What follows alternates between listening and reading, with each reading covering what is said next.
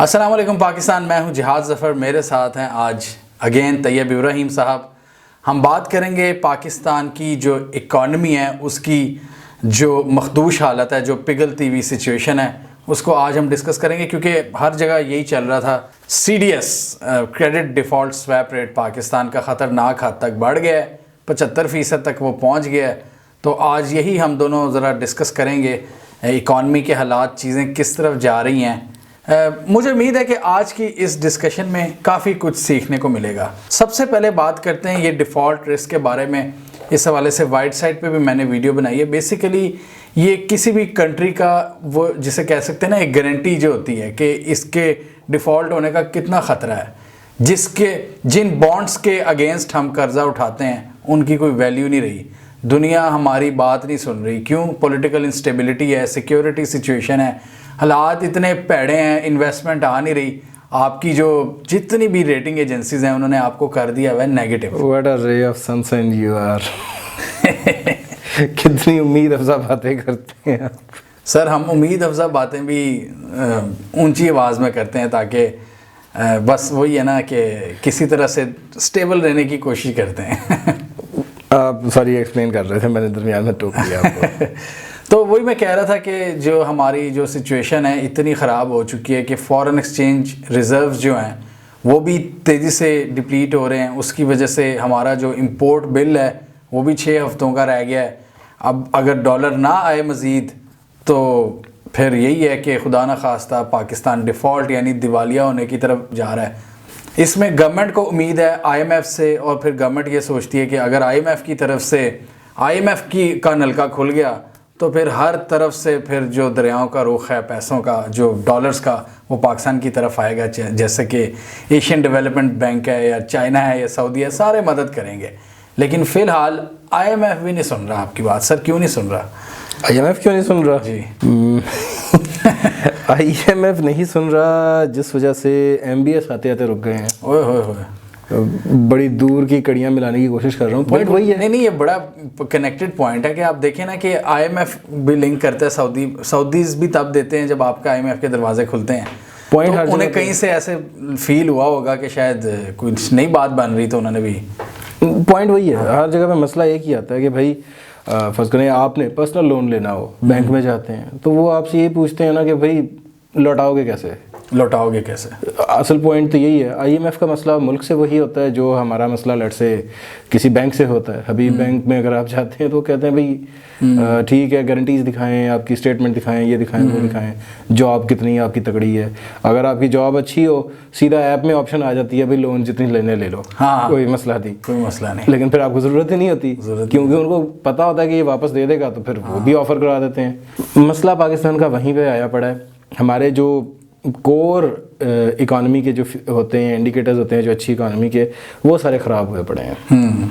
हमारी inflation rate अक्टूबर में अभी मैं देख रहा था 26% है और सितंबर में 27% थी। आप मुझे करेक्ट कर सकते हैं। 27.3% थी। 27.3%। और अब वो कम हुई है।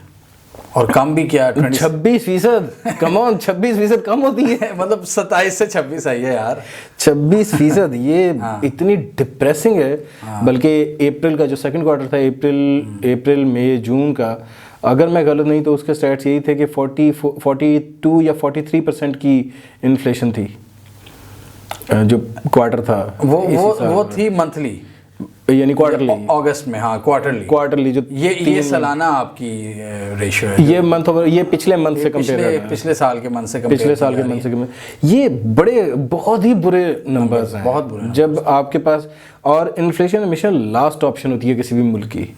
यानी सबसे पहले लोन उठा लेते हैं, लोन नहीं तो बॉन्ड जारी कर देते हैं। अगर वो भी नहीं हो रहा होता तो फॉरेन एक्सचेंज आपका यानी लेट से किसी मुल्क से बोरिंग वगैरह अगर नहीं भी हो रही, आपके रेमिटेंस आ जाते हैं। आप अपील कर लेते हैं कि जी पाकिस्तान में अकाउंट्स रखें, आप डॉलर्स बाहर जाने को रोकते हैं, इस तरह की चीज़ें करते हैं। जब कहीं कुछ नहीं चलता तो फिर आप एंड निकालते हैं कि अच्छा भाई पैसा छापो, मार्केट में फेंको, क्योंकि और हमारे पास कोई ऑप्शन ही नहीं है। इसहाक डार साहब तो एक्सपर्ट भी इसी चीज़ के हैं कि वो उनको यही कहा कि वो डॉलर, वो पैसा बहुत छापते हैं।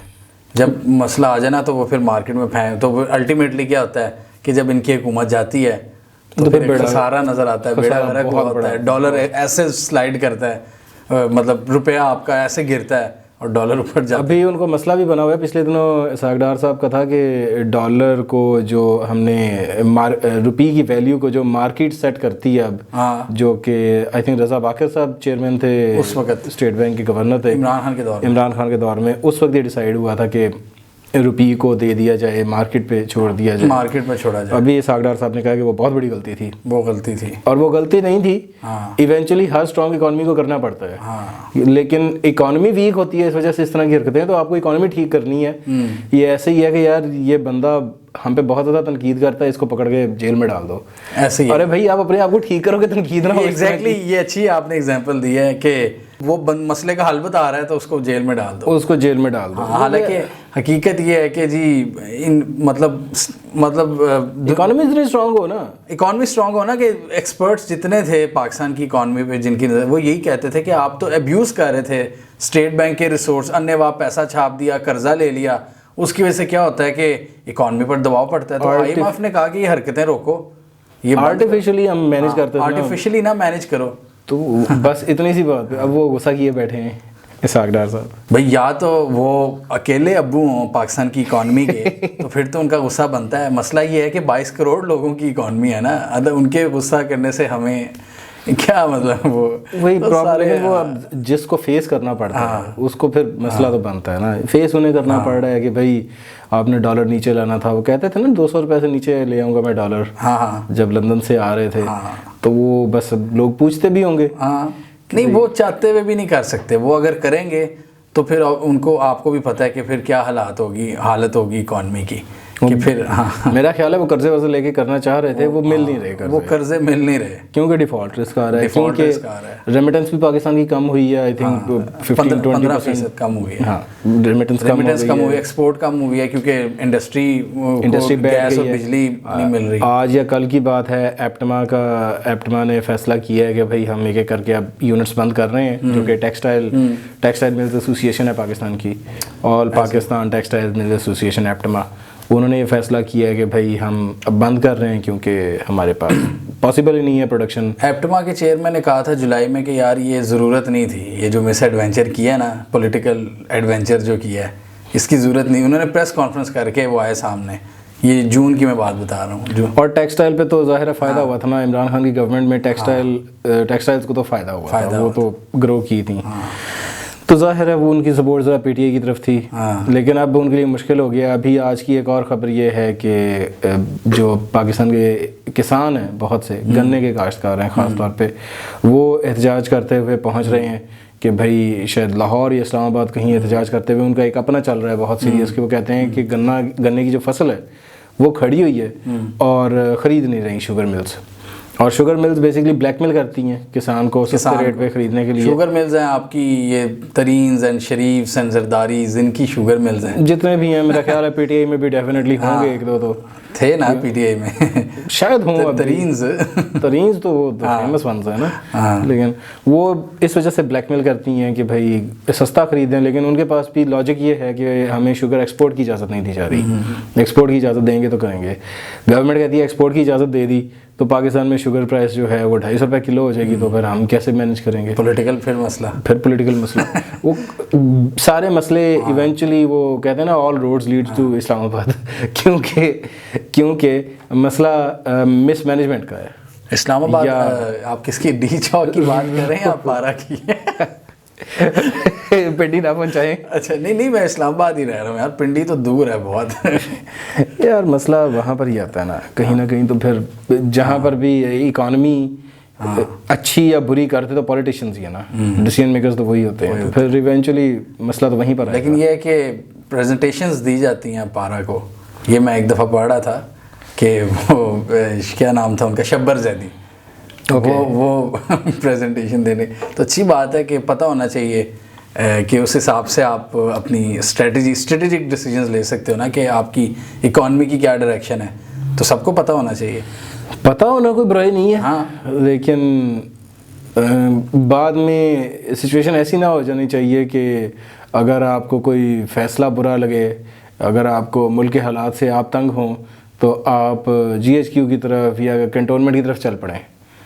इतनी सिचुएशन नहीं होनी चाहिए। अगर फैसला गवर्नमेंट ने लिया है, कम से कम पब्लिक को भी इतना पता होना चाहिए कि भाई गवर्नमेंट क्या करती है और आर्मी क्या करती है। बात कहीं और जा रही है। आपने ये जिक्र कर ही दिया, बल्कि मैं तो नहीं जाने दूंगा बात को। आप मुझे ये बताएं कि ये श्रीलंका वाले मतलब अब डिफ़ॉल्ट की बातें आ रही हैं। खुदा न खास्ता कोई श्रीलंका वाली सिचुएशन बन सकती है पाकिस्तान में कि ट्रेलर तो शुरू हुए हैं कि लोग इधर उधर, कोई कैंट की तरफ भाग रहा है, कोई पेशावर कोर कमांडर की तरफ भाग रहा है, कोई जाती उमरा की तरफ भाग रहा है। तो क्या लाहौर में मॉडल टाउन के बाहर, मॉडल टाउन में जो शहबाज शरीफ साहब का घर है, उसके गिर्द लोग इकट्ठे हुए थे। मैंने खुद देखा। राना सनाउल्लाह इंटीरियर जो मिनिस्टर है उसके घर के बाहर, तो मतलब हाफ श्रीलंका तो मेरे ख्याल बने। हल्का सा ट्रेलर मिल गया, किसी दिन फिल्म रिलीज हो जाएगी।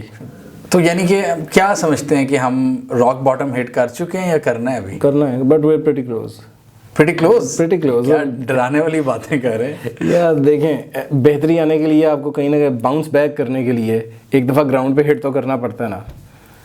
बाउंस बैक करना है तो ग्राउंड पे हिट करेंगे ना, तो वो रॉक बॉटम सॉलिड ग्राउंड बनती है बाउंस बैक करने के लिए। पाकिस्तान में मजबूरी यही रही है हमारी कि हम हमेशा ही यानी इंतज़ार करते रहते हैं बहुत सिचुएशन वर्स होने का। जब तक नौबत बिल्कुल पानी सर से नहीं गुजर जाता, आपने कोई एडमिशन जमा कराना होता है, आप लास्ट डेट तक बैठे रहते हैं।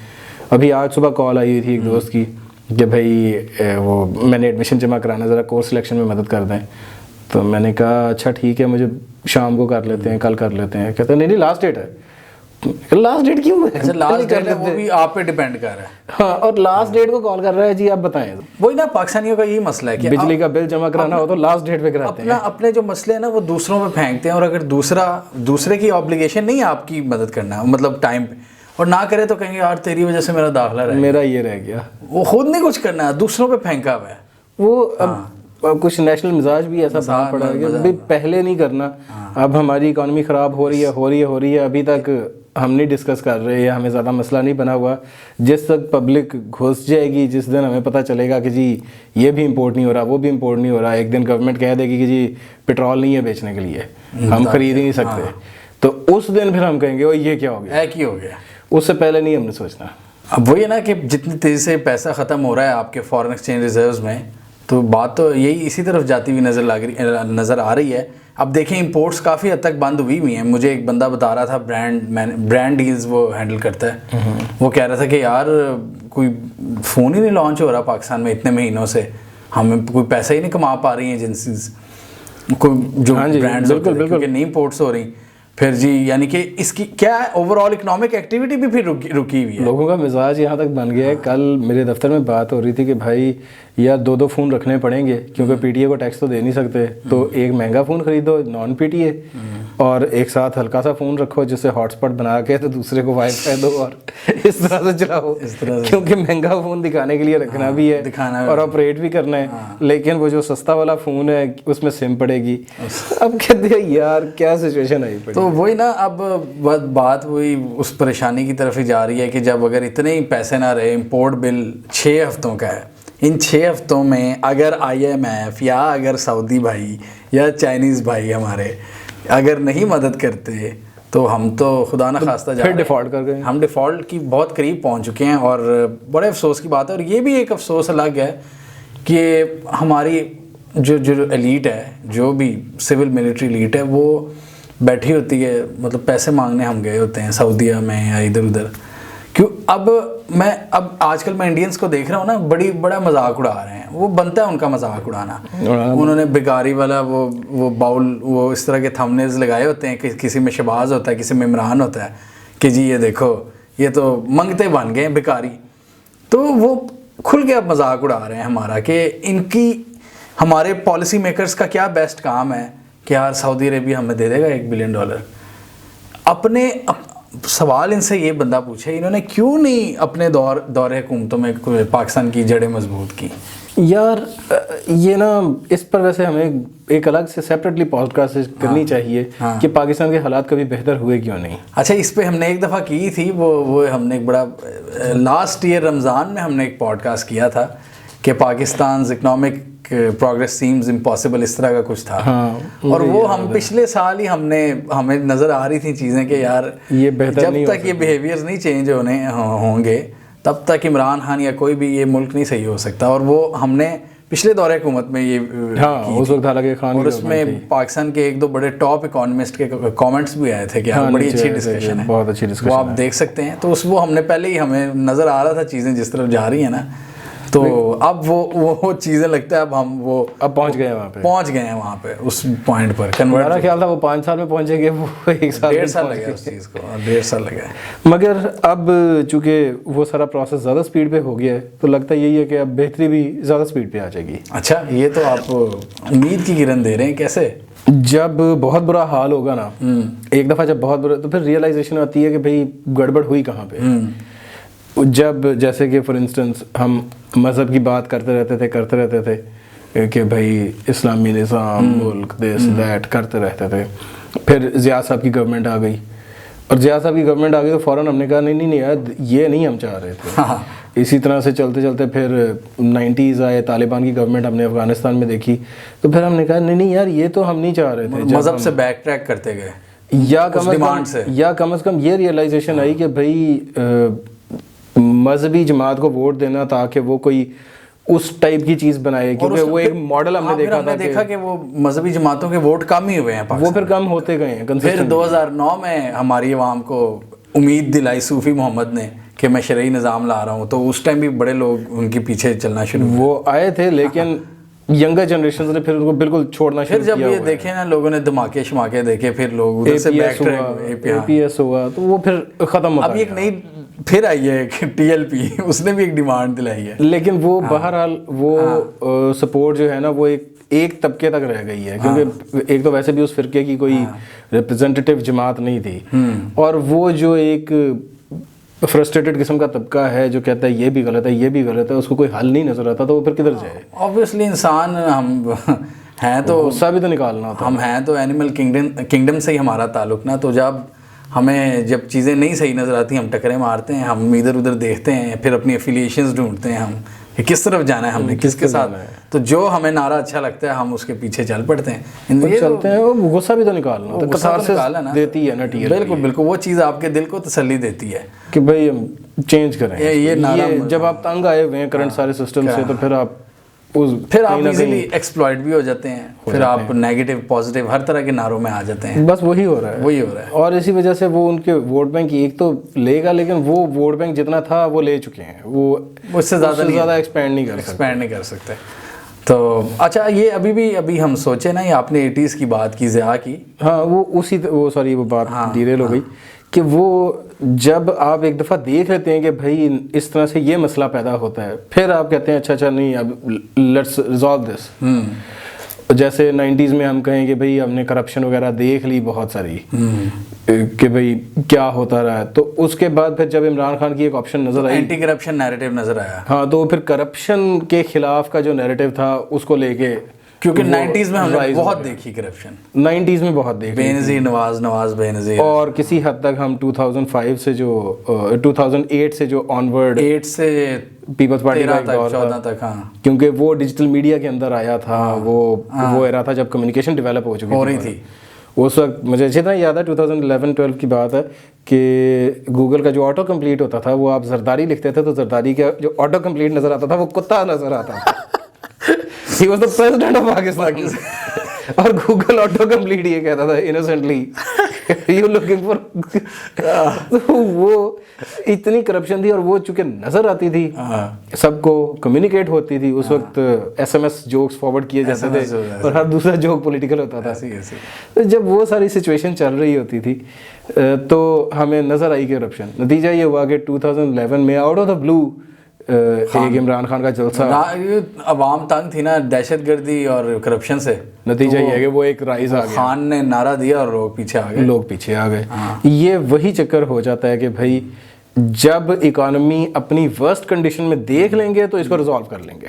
80s की हम बात कर रहे थे तो मेरा बीच में निकल गई थी बात, लेकिन 80s अभी अब देखें ना, ये जो आपने कहा कि बेहतरी आएगी, ये बेहतरी भी तभी आएगी ना, थोड़ा सा तो बिहेवियर चेंज होना होगा उसको, जो गंदा एक रोग बिहेवियर जिसे हम कहते हैं।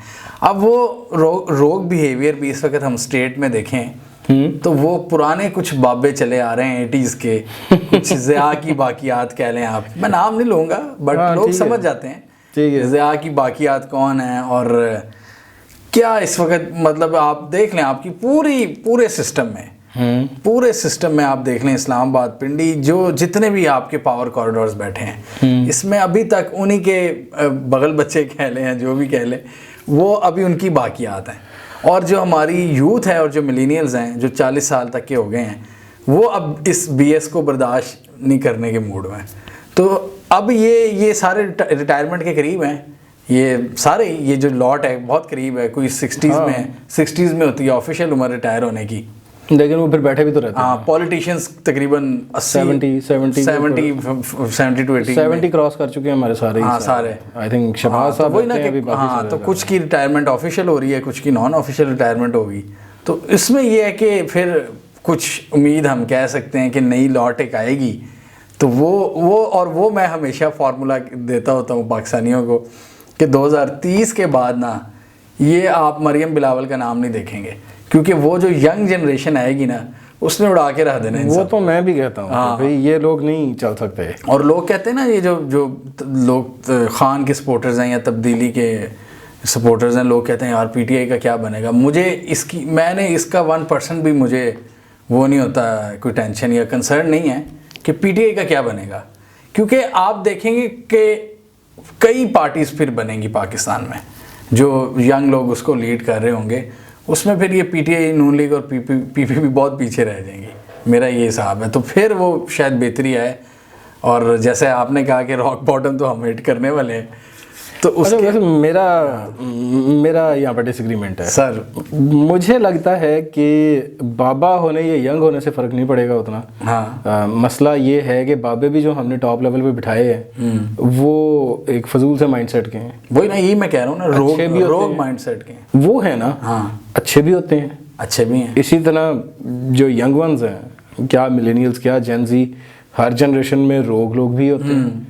अगर हम इन बाबों को रिप्लेस करके यंग रोग पीपल बिठा देंगे तो गड़बड़ होती रहेगी। बट उसमें एक चीज़ हल्का सा मैं ऐड करना चाहूँगा कि जो एक नैरेटिव बन चुका है ना इनके खिलाफ, करंट लॉर्ड के खिलाफ, वो बड़ा तगड़ा बन चुका है। वो तो बन चुका है। वो जो आपने भी बात की कि एंटी करप्शन एक नैरेटिव बन चुका है, और हमारी जिस तरह एवोल्यूशन हो रही है ना कौम की, तो उसमें ऐसा लग रहा है कि जो पॉलिटिक्स में चेहरे आएंगे ना वो बेहतर होंगे।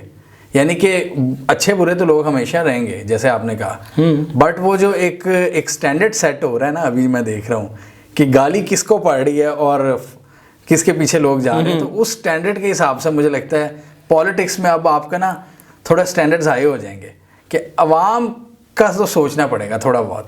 जो इनकी इक्वेशन में अवाम कम थी, अब अवाम को थोड़ा ज़्यादा रखना पड़ेगा इक्वेशन में कि यार प्रो पीपल पॉलिसीज़ लानी पड़ेंगी, नहीं तो सिस्टम आपको फेंक देगा बाहर। पाकिस्तान में डायरेक्ट इलेक्शंस ना होने की वजह से, यानी डायरेक्टली अपना हम प्राइम मिनिस्टर या प्रेसिडेंट तो नहीं चुनते, हमारे तकरीबन सारे इलेक्शंस ही इनडायरेक्ट हैं। यानी हम नेशनल असेंबली के लिए जिसको चुनते हैं उसने जाके प्राइम मिनिस्टर इलेक्ट करना है। हाँ। हम सेनेटर को नहीं चुनते, असेंबलियों ने आगे सेनेटर इलेक्ट करना है। हाँ। इन दोनों ने मिल के आगे प्रेसिडेंट इलेक्ट करना है। हमारे यहाँ डायरेक्टली पब्लिक फैसला कर रही हो कि किसने पावरफुल सीट पे बैठना है, ये हमारे यहाँ बहुत कम है। नतीजा ये है कि जो वोट दे रहा होता है ना, उसके जहन में बहुत ज़्यादा ये फैक्टर होता है कि मेरे लिए बेहतर क्या है। और यहाँ पर लोकल के इलेक्शंस हैं वो बहुत मैटर करते हैं कि उस इलाके में उस बंदे की क्या रेप्यूट है और क्या वो लोगों के मसाइल किस तरह से हल करता है। अब लोगों के मसाइल, जब इकॉनमी इस तरह की ख़राब हो तो लोगों के मसाइल डिफरेंट होते हैं। लोगों के मसाइल अच्छी कानून साजी नहीं होती है, अच्छी मुल्क की इमेज नहीं होती। लोग कहते हैं कि यार हमारी गली की नालियाँ कौन पक्की करवाएगा, और हमें सरकारी नौकरी दिला दे। हमारे पे ये केस चल रहा है प्लॉटों का, उसने कब्जा किया हुआ है, या हम भी जानते हैं। अभी एक अपना थोड़ा हमारा दूर का जानने वाला है, जो कि वो कहता है कि जी एक सरकारी चैनल में मुझे नौकरी मिल जाएगी क्योंकि मेरे मतलब उनके जानने वालों की हुकूमत है। जी जी तो वो उनके लिए शहद लेके जाते हैं और पता नहीं क्या क्या करते हैं। और वो थोड़े दिनों में उनको नौकरी भी मिल गई थी, उन्होंने एक दिन डिसाइड किया और उनको मिल गई है, उनको नौकरी मिल गई है। और आता जाता कुछ भी नहीं है, सिर्फ बहुत हाईएस्ट लेवल के चमचे हैं, मतलब सीधी बात। टीसी अच्छी है, हाँ, आंधा कुछ नहीं, लेकिन चूंकि एफिलिएशन है तो बस हुकूमत है तो उसने तो वो कर शहद ला के दे रहा है और उसको नौकरी मिल गई। हाँ। तो इसी तरह से अब अगर आपने एमएनए चुनना है, आपके ताल्लुकात हैं थोड़े बहुत, आप कहेंगे यार ये हमारा बच्चा है कुछ नहीं करता, इसको नौकरी लगा दें, वो फिर कहीं सरकारी नौकरी मिल जाती है।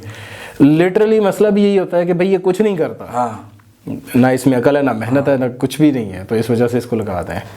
तो जब इस तरह का बंदा फिर ब्यूरोक्रेसी में आता है, हाँ, फिर वो चलते रहते हैं, वो करप्ट होता है नेचुरली।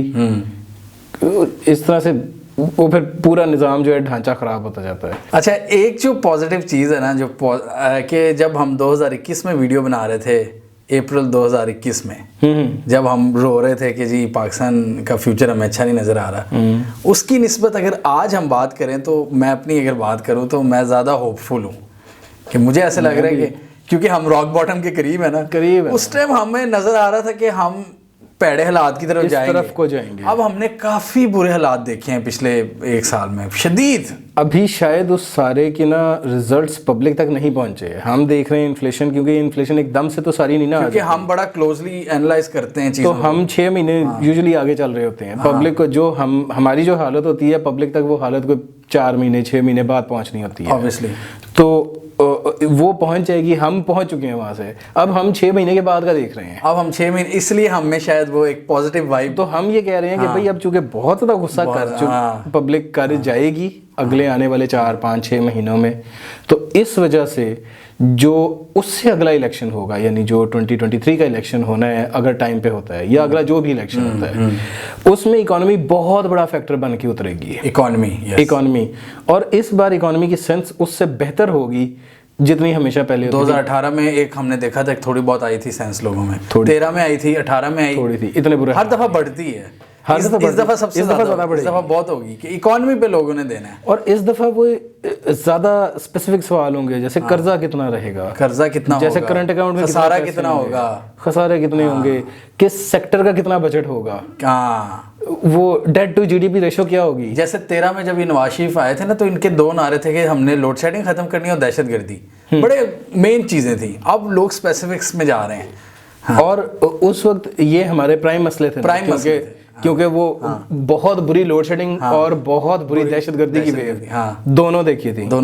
जब वो दोनों चीजें देखी थी तो इस वजह से वो चीज डिमांड की गई। अब वो दोनों मसले, हमारी सिक्योरिटी फोर्सेस का कमाल है कि उतने बड़े नहीं है, दहशतगर्दी वाला मसला नहीं है, और जो हमारा एनर्जी वाला मसला है वो इस वजह से उतना ज़्यादा नहीं रह गया कि हमारे पास पहले भी प्रोडक्शन का तो मसला नहीं था, हमारे पास मसला था तरसील का मसला था और फ्यूल खरीदने का मसला था, क्योंकि उस वक्त फ्यूल भी बहुत, तो अभी भी है, गर्दिशी कर्जे तो बढ़ रहे हैं बहुत ज़्यादा, सर्कुलर डेट बढ़ रहा है, तो वो भी इकोनॉमी भी बात आती है, वो भी इकोनॉमी पे अल्टीमेटली इकोनॉमी पे बात आती है इस पे। अच्छा, फाइनेंशियल मैनेजमेंट, यहाँ पे एक सवाल मेरे ज़हन में है, मैंने खान साहब से भी पूछा था एक दफ़ा, तो खान साहब ने मेरी इमरान खान ने मेरी बात से एग्री किया था, और मैंने इससे पहले पीटीआई का नैरेटिव नहीं सुना था, लेकिन मेरा अपना ही ख्याल था कि शायद इमरान खान साहब एग्री करेंगे, और किया उन्होंने। वो क्या? मेरा ये सवाल था कि जो चार्टर ऑफ इकॉनमी की बात होती है, क्या ये ज़रूरी भी है मुल्क के लिए? मुझे तो नहीं लगता ज़रूरी है ये। मुझे ऐसा लगता है कि अब मैं गाली नहीं देना चाहता, कि जिन आहों ने, जिन लोगों ने इस मुल्क को जिन लोगों ने मुल्क को तबाह किया, अब वो कहते हैं जी चार्टर ऑफ इकॉनमी करना चाहिए। तो मैंने खान साहब से कहा ये तो एक बहाना लगता है कि जी एनआरओ टाइप एक बहाना लगता है कि आओ बैठो, आओ इकॉनमी सही करें। कुछ भी नहीं करना पड़ता। यस, कुछ भी नहीं, इन चीज़ों की बिल्कुल फजूल बात है। अगर आपने करना है तो इकॉनमी सेट करने के लिए आपको क्या, आप पावर में बैठे हुए हैं, अगर आपने लेट से फैसला करना है, क्या जब रुपये की वैल्यू को मार्केट के साथ फ्री फ्लोट किया गया था तो क्या चार्टर करना पड़ा था कोई? और क्या उस पे ये ऑपोजिशन जो उस वक्त की थी, क्या वो चुप हो गई थी? नहीं, अथॉरिटी आपके पास है। ये कहते हैं कि इकोनॉमिक मसाइल पे मईशत पॉलिटिक्स नहीं होगी, जबकि politics is directly proportional to economy, होती ही इकोनॉमी पे ही है। सबसे सेफ वही है कि आप जातियात पे नहीं उतर रहे, आप पॉलिसीज पे बात कर रहे हो। अब वो डड्स जिन्होंने मुल्क को तबाह कर दिया है, अब वो चाहते हैं कि जी ये दोस्ती हो जाए। फिर किस पे बात करो? किस पे? मतलब खुद तबाह करके इनकी हुकूमत में गर्मी ज्यादा पड़ती है, इनकी हुकूमत में ठंड पड़ी, मतलब क्या बात, ठंड लगती है जी, शहबाज शरीफ की हुकूमत ठंडी होती है, इमरान खान की गर्मी। क्या गर्मी? व्हाट इज दिस बीएस यार, ये कि चार्टर ऑफ इकोनॉमी क्या कि आप सियासत ही बंद कर दो। ये तो मुझे उन कुव्वतों की साजिश लगती है जो पाकिस्तान में जो चाहते नहीं है कि डेमोक्रेसी हो ही ना। आई थिंक आप ज़्यादा ओवर थिंक कर रहे हैं, ये फजूल सी थी, वो बस निकल गई। नहीं सर, इसको आप पाकिस्तान में गैर जमहूरी कुव्वतें सिर्फ फौज तो नहीं होती, और भी बड़े लोग होते हैं। पाकिस्तान में जो सियासी पार्टी है वो सबसे बड़ी गैर जमहूरी कुव्वतें हैं। उनको डर जमहूरियत से, सही जमहूरियत से उनको है। तो जो ये जो कुव्वतें हैं ना, जो समझ लें एंटी पाकिस्तान कुव्वतें, वो जब सब मैस क्रिएट कर देती हैं, वो फिर डिफरेंट नारों पे लगा देती हैं कि जी इकॉनमी पे। इसका ये मतलब है कि आप पॉलिटिक्स को ख़त्म कर रहे हो। बुलशिट। यानी ये वही ब्लीप कर देना भाई जो भी एडिटर है, ये वही फार्मूला है कि जी जो जिस तरह ज़िया साहब ने कहा नहीं था, वो क्या कहा था, गैर सियासी इलेक्शन उन्होंने करवा दिया। ये वो चीज़ है, ये वो थिंकिंग है, मैं आपको बता रहा हूँ कि उन्होंने कहा था कि सियासी बुनियादों पर इलेक्शन नहीं होंगे। तो ये क्या बात हुई? ये तो मतलब सियासत को नहीं ख़त्म कर सकते आप अपनी माशरे से और इकॉनमी से। सोशो इकनॉमिक जो आपका सिस्टम है उसका पार्ट है सियासत। तो वही ना, चार्टर ऑफ इकॉनमी तो सारी ये वही होती है बकवास। तो बेसिकली तो काम अपने इनके करने के होते हैं। ये जो इंडियंस हमारा मजाक उड़ाते हैं कि जी ये चले जाते हैं सऊदीया से, चाइना से मांगने, IMF से, तो पॉलिसीज़ होनी चाहिए ना। कोई इकोनॉमिक पॉलिसी नहीं आई हमारे पास। वो याद है वो जो अयूब के दौर में एक आती थी पॉलिसी, वो तो वो सिर्फ अच्छी बातें नहीं होती थी ना, उस पर इम्प्लीमेंटेशन भी होती थी। क्योंकि हम वो बनाया करते थे 20 ईयर प्लान और 5 ईयर प्लान, और वो फिर साउथ कोरिया लेके गया, यार ये प्लान अच्छा है, ऑब्जेक्टिव्स अच्छे हैं, लेकिन वो ऑब्जेक्टिव्स पूरे करने की तरफ भी कुछ ना कुछ किया उन्होंने। कुछ ना कुछ तो किया ना। हमने सिरे से ही बेड़ा कर मैंने असद उमर से सवाल किया तो उन्होंने कहा हम भी एक पॉलिसीज बनाने जा रहे थे, लेकिन हमारी हुकूमत ख़त्म हो गई। अच्छा, अक्सर ही होता है पाकिस्तान। हाँ, तो वो आगे मैंने यही कहा, बस करने लगे थे और वो मैंने यही कहा, मैंने कहा कि एक दफ़ा तो आप कोविड से पहले करने लगे थे, तब कुछ हो गया, और फिर आप करने लगे थे तो नवाज शरीफ साहब और वाजपेयी साहब मिलके 98 में कश्मीर का मसला रिजॉल्व करने लगे थे। हो गया था। मुशर्रफ 2004 में करने लगा था, बस वो रह गया, पता नहीं क्यों रह गया। वो हमारे हो जाता है, बस होने लगा था। उमर साहब यही कह रहे थे कि वो हम बस शुरू कर लिया था, वो लॉन्ग टर्म प्लान हम ला रहे थे, तो हो जाता है। क्या सर, अब क्या किस प्लान की जरूरत है हमें? लॉन्ग टर्म, शॉर्ट टर्म, क्या किस तरफ जाना है? यार कुछ भी नहीं। देखें, इतने रिसोर्सेज हैं पाकिस्तान के पास। स्ट्रेटेजिक इम्पोर्टेंस तो अपनी जगह पे है कि भाई एक बहुत बड़ी हमें ये एडवांटेज मिल गया है कि चाइना बहुत तरक्की कर गया है। चाइना को पाकिस्तान की ज़रूरत है पहुंचने के लिए अरब मार्केट में और अफ्रीका तक, क्योंकि चाइना को ऑल्टरनेट रूट चाहिए। समंदरों में उसकी टसल है US से, और वो एक सेफ रास्ता है, और वो रूट भी बहुत लंबा है, क्योंकि वो तकरीबन 12,000 किलोमीटर का शॉर्टकट पड़ता है। अगर चाइना से उर्मची से हम देखें ना, जो शिनजियांग का कैपिटल है उर्मची शहर से अगर एक लेट से कोई कार्गो का ट्रक की तरफ निकलता है, वो पहुंचाना है दुबई, तो अगर वो चाइना क्रॉस करके वो शिप में डाल के पूरा गोल सर्कल बन जाता है, तो वो तकरीबन आई थिंक 12,000 किलोमीटर, मैंने गूगल मैप्स पे चेक किया, यहाँ पे तो 12,000 किलोमीटर का शॉर्टकट है। वो तकरीबन यहाँ पे 2,000 भी नहीं, शायद 2 हफ्ते का टूर बनता है उसका, जो पूरा ट्रैवल है। और पाकिस्तान से अगर जाता है तो वो 2 दिन का है। 2 दिन का। तो हमें बहुत बड़ा ये एडवांटेज मिल गया है कि हमारे पास अफ्रीका की मार्केट्स डेवलप हो रही हैं, अरब कंट्रीज़ बिल्कुल सामने है हमारे। अगर हम सिर्फ अपनी, यानी चाइना की ज़रूरत अगर पाकिस्तान बन गया तो हमें इंफ्रास्ट्रक्चर हमें मिलेगा, वो डेवलप करना चाइना की ज़रूरत है। अच्छी पोर्ट होना, अच्छा रोड नेटवर्क होना, रेल नेटवर्क होना, चाइना की ज़रूरत है। चाइना डेवलप करेगा। अगर चाइना वो डेवलप कर रहा है तो बेसिकली हमें सिर्फ हल्का सा बिजनेस एनेबलिंग एनवायरनमेंट बनाना है। ये जो हम 1.5 साल पहले भी जो हम इनेबलिंग एनवायरनमेंट देना है, कि जो स्टेट कहती है ना कि सब कुछ मैं ही रख लूँ लूट के, आवाम को ना दूं, कुछ पॉलिसीज आवाम के लिए, कोई ईज ऑफ डूइंग बिजनेस आवाम के लिए भी तो रखो ना, कुछ हो, थोड़ा सा हो तो हम इस इंफ्रास्ट्रक्चर का फ़ायदा उठा सकते हैं। और एक और बात कि चाइना आपका नेक्स्ट डोर नेबर है, सबसे बड़ी एक्सपोर्ट मार्केट, आप उसकी वैल्यू चेन में इंटीग्रेट नहीं करते अपने आप को। वैल्यू है ही नहीं, हम अपने प्रोडक्ट में वैल्यू डालते ही नहीं। डालते ही नहीं हम। आप आटा, गंदम, चावल, ये तो रॉ क्रॉप है ना, हम उससे आगे बढ़ ही नहीं रहे। ऊपर से हमारी पॉपुलेशन बूम इतना ज़्यादा है कि हमारी तो फूड सिक्योरिटी का अपनी पॉपुलेशन के लिए मसले बने हुए हैं। आप खुद बताएं, पाकिस्तान में हलाल फूड प्रोडक्ट्स में तो पाकिस्तान को होना चाहिए ना, हमारा एग्रीकल्चर अपना है सारा। हलाल में, पाकिस्तान में हलाल फूड होता है, ये इसके लिए तो सर्टिफिकेशन की भी ज़रूरत नहीं होनी चाहिए। अगर सर्टिफिकेशन हम बना लेते हैं एक अच्छी, तो उसके बाद ज़रूरत नहीं होनी चाहिए कि हम यानी क्यों हम हलाल फूड एक्सपोर्ट में कहीं भी नहीं आते। सैड, टेरेबल यार, टेरेबल, क्योंकि पाकिस्तान ही होना चाहिए। हाँ, जैम, मार्मलेड, ये readymade food, ready to eat food, meat, इतना बड़ा आप मुस्लिम कंट्री है तो किया क्या है आपने? ये मसला है भाई, सिर्फ नारों की हद तक तो नहीं ना कि जी इस्लाम का किला है, तो कुछ करके भी तो दिखाएं। हमारे यहाँ आपने अगर एक लाइसेंस लेना हो कि जी हम फूड मैन्युफैक्चरिंग करेंगे, फॉर इंस्टेंस अगर आप कहते हैं जी हम कोई बारबेक्यू आइटम्स वगैरह बना के मीट की, या हम कोई बर्गर के पैटी और इस तरह की चीज़ें बना के तो हम करेंगे, उसका एक्सपोर्ट करेंगे हम, हमारा ये टारगेट है। आप ज़रा निकलें सर्टिफिकेशंस लेने उसकी कि भाई अगर आप कहते हैं, फ़र्ज़ करें आप उधर चित्राल वाली साइड पे कहीं पर रहते हैं जहाँ पर आपके लिए जो जानवर पालना, उनको अच्छा एटमॉस्फेयर देना, अच्छा वेदर देना और उनको चारा वगैरह देना आपके लिए बहुत आसान है।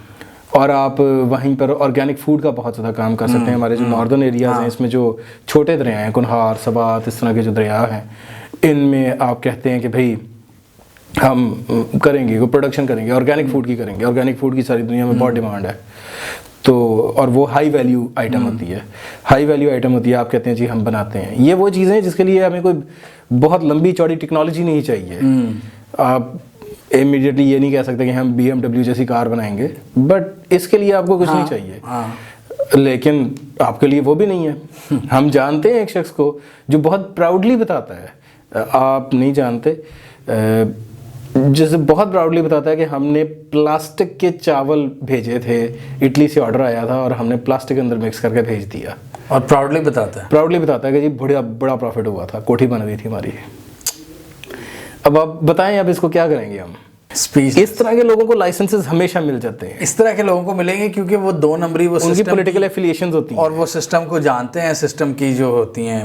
एक आध रोज़ पहले की खबर है कि वो DC थे मटियारी के, जो कि पैसे निकालते रहे हैं और सिंध बैंक से 2 अरब रुपया गायब हो गया ओपन बेरियर चेक्स पे। सिंध में तो एक अफसर भी अरबों की करप्शन कर लेता है। वो जब इस तरह का हाल हुआ हो तो सही लोगों को लाइसेंस मिलते नहीं है, सही लोग कारोबार कर नहीं पाते। ये जो हम बताते हैं ना कि जोन्स बनाएंगे और उससे तरक्की आएगी, तो जोन से तरक्की नहीं आती। अमेज़न, गूगल, एप्पल, ये सब एक गैराज में शुरू हुई कंपनी है जो दुनिया की सबसे बड़ी। इवन टेस्ला भी गैराज में नहीं शुरू हुई थी क्योंकि वो अमीर बंदा था, लेकिन एक छोटी सतह पे ये इकोनॉमिक जोन्स बना के ये वो दौर ख़त्म हो चुका है। यानी कि वही ना कि क्रिएटिविटी तब भी आएगी जब आपका एजुकेशन सिस्टम एनेबलिंग एनवायरनमेंट होगा, उसमें लॉ एंड ऑर्डर होता है, उसमें एजुकेशन होती है, उसमें सबसे ज़्यादा ease of doing business. Exactly, ease of doing business, जो आपका जो बिजनेस करना चाहता है उसका और गवर्नमेंट का जो राबता होता है वो सिंप्लीफाइड होता है। क्योंकि गवर्नमेंट ने पॉलिसी बनानी है ना, इंपोर्ट एक्सपोर्ट मैंने करनी है, तो हुकूमत के बगैर तो नहीं आप कर सकते। हम ये वीडियोस यूट्यूब पे बनाते हैं, यूट्यूब से पैसे लेते हुए हमें मुसीबत पड़ी होती है। वो बैंक वाले कह रहे होते हैं सोर्स ऑफ इनकम बताओ तुम कैसे है। अब उन्होंने स्पेशली फ्रीलांस अकाउंट शुरू किए हैं, उस पर जाके एफिडेविट देने पड़ते हैं। अरे भाई हम पाकिस्तान में पैसा ला रहे हैं हम, तुमने कोई जो कमाई का सोर्स है वो भी पाकिस्तान में नहीं है, बाहर से असूलन सिर्फ डिक्लेरेशन बहुत है कि जी ये हमें पैसा इधर से आता है, गूगल भेजता है, हमारा यूट्यूब चैनल है, पैसे दे दो। नहीं, ये लेकर आओ, वो लेकर आओ। यार क्या हो रहा है? पाकिस्तान में एक सॉफ्टवेयर कंपनी बनानी हो तो 6 जगहों पर रजिस्ट्रेशन करानी पड़ती है। सॉफ्टवेयर एक्सपोर्ट बोर्ड, SCCP, ये वो स्यापा पड़ा रहता है। एंड पे बंदा कहता है यार हमारे पास इन्वेस्टमेंट है, बाहर चलते हैं, दुबई जाके बना रहे हैं। दुबई जाके बताओ, सारा पैसा वो पाकिस्तान की एक्सपर्टीज दुबई और यूके वाले फ़ायदा उठा लेते दुबई हैं, और यूके वाले और पाकिस्तान ऐसे ही हाल है। बैठा रह जाता है। तो ये चीज़ें ठीक करनी है। अब दुआ यही है कि जब पब्लिक को समझ आ जाएगी तो पब्लिक इस तरह की चीज़ें डिमांड करेगी और सही बंदों को वोट देगी। मतलब वो डिमांड पैदा होती है तो फिर सही हो जाते हैं। ऐसे ही है बिल्कुल, क्योंकि बुश ने इकॉनमी तबाह की थी, जॉन मकेन और ओबामा का इलेक्शन था 2008 में, मकेन भी इकॉनमी करना शुरू हो गया था कि जी मेरी पहली प्रायोरिटी इकॉनमी है। वो मेरे ही पिछले वाले ने तबाह की है लेकिन मेरी इकॉनमी है। मेरी पार्टी ने तबाह की और मैं ही सही करूंगा, क्योंकि उसको पता था पब्लिक अब यही कह रही है, डिमांड यही कह रही है, पब्लिक कह रही है इकॉनमी खराब हो गई है तो फिर मुझे सही करनी पड़ेगी। वो ये वाले भी सही हो जाएंगे। तो एंड पर यही उम्मीद की जा सकती है कि लोग सही लोगों को वोट देंगे। इसके अलावा लोगों को समझ आ जाएगी कि ये जो कन्वेंशनल 80s वाली सोच है ना, अब ये नहीं चलने वाली पाकिस्तान में। इनकी बाकियात है, इनसे जल्द से जल्द हमें जान छुड़ानी पड़ेगी। एक्टिव लोगों को, प्रोएक्टिव लोगों को सपोर्ट करना पड़ेगा। और वो जो पॉलिटिशियंस हैं, जो लीडर्स आ रहे हैं, स्टेट है, उसको भी प्रो पीपल होकर सोचना पड़ेगा, नहीं तो ताड़े वास्ते बड़ा पहला टाइम आ रहा है। इस वक्त हमारे लिए बुरा टाइम है, फ्यूचर जो बुरा टाइम है वो इन लोगों के लिए होगा जो पाकिस्तान के लिए बुरा सोचेंगे, और ये नज़र आ रहा है। इसलिए आज की वीडियो में थोड़ी सी उम्मीद थी कि रॉक बॉटम तो हम हिट करने वाले हैं, इसके बाद हमने ऊपर भी जाना है, और वो लोग आने वाले हैं जो आपको छठी का दूध याद दिला देंगे। आप मेरी बात से एग्री करते हैं या आपके ख्याल में पाकिस्तान के हालात नहीं सही होने वाले? कमेंट कीजिए और अल्लाह हाफ़िज़।